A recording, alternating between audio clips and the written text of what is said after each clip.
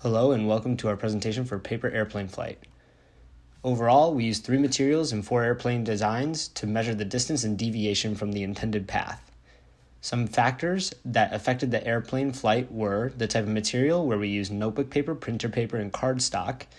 And then we changed the design of the airplanes to the glider, dark, classic, and stable. And the person initiating the flight also affected it, where we had 6 different people throwing every type of plane.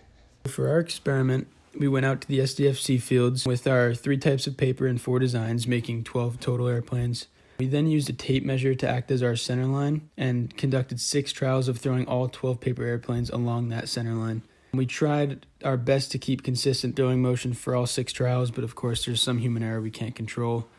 Each trial was conducted by a separate team member, and after throwing the airplanes, we measured the distance traveled perpendicularly from the thrower to the tip of the airplane, as well as its distance away from the center line, as you can see in the pictures on the slide.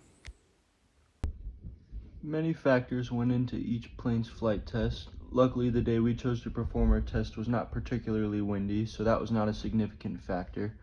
The temperature did drop as we performed the experiment over the course of about an hour, which could have affected the humidity and air density. And then, although the planes were created by different group members, the same directions were followed to negate most of the air that could come from that. However, there is still the possibility of some air with variations of the planes. And each trial was done by a different group member to keep some level of consistency, but it's almost impossible for each member to have each throw be perfectly identical. And the planes didn't always have like a perfect flight path, like some went in circular paths, some took loops, so that combined with the variation of height between people would create different landing spots that could definitely have some sort of error for our experiment. Our null hypothesis was that the material and design of the paper airplane will have no effect on the flight distance or variation from the path. Our alternative hypothesis was that there will be a distinct relationship between the material and design of the paper airplane to the flight. After completing our experiment, we decided to analyze our data using an ANOVA test. We decided to use a 2-factor ANOVA test with replication in order to determine the difference between the 2 factors we're varying, which include our materials used and our airplane design. So in our first table here, we have our sample row, which is in reference to the materials we used, and our column row is in reference to the different designs that we used in our experiment.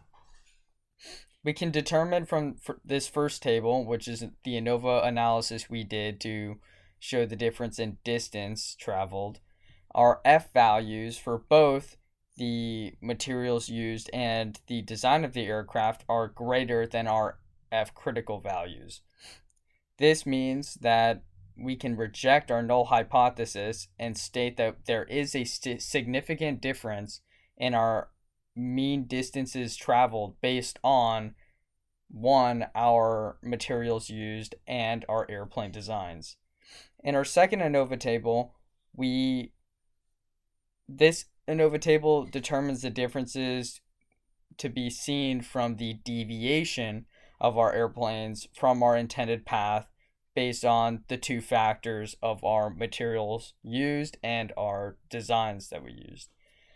We can see here that from the sample row, there's not going to be a significant difference between the material used and the deviations we see in our experiment, meaning that we can accept our null hypothesis for this section. And though we can determine from our column section here, our F calculated value is going to be greater than our F critical value, meaning that we are going to see a difference based on our deviation from our intended flight path based on the design of the aircraft. In order to analyze the data, we took the averages of the distance traveled along the center line as well as the average of the deviation from the center line. And what we found was that for each type of paper airplane, the averages for each type of paper were actually quite similar.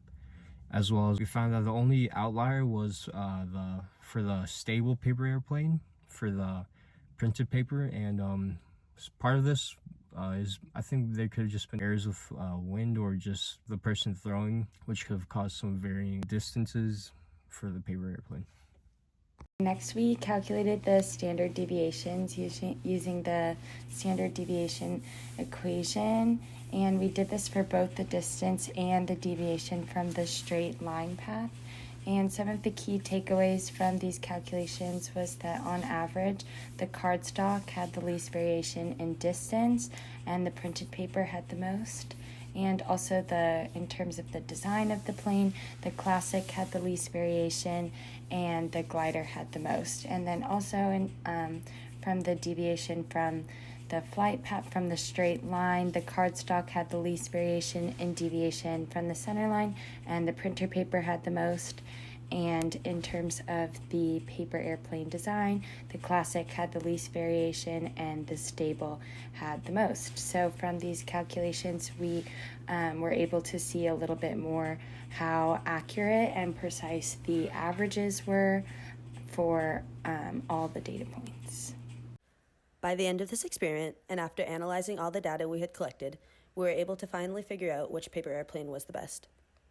If we were to do this experiment in the future, something to improve would be possibly investing in a wind measurement device or conducting the experiment in a wind-controlled environment, such as indoors or somewhere where wind factors would be minimized.